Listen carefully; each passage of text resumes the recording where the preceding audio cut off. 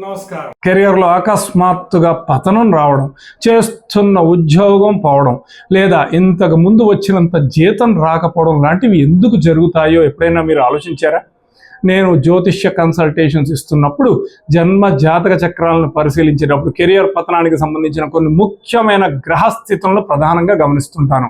మీ జన్మ జాతక చక్రంలో వృత్తిని సూచించే 10వ భావంపై ఈ ప్రభావం ఉంటుంది.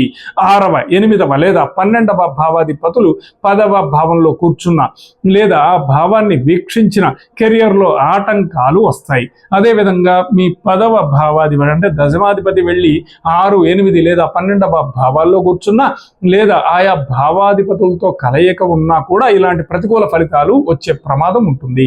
ముఖ్యంగా ఈ గ్రహాలకు సంబంధించిన మహాదశ లేదా అంతర్దశ నడుస్తున్న సమయంలోనే ఈ కెరియర్ పతనం అనేది స్పష్టంగా కనిపిస్తుంది. మరి మీ జన్మజాతక చక్రంలో 10వ భావాధిపతి ఏ భావంలో ఉన్నాడు, అలాగే మీకు ప్రస్తుతం ఏ గ్రహ దశ నడుస్తుంది, కామెంట్లో తప్పక షేర్ చేసుకోండి.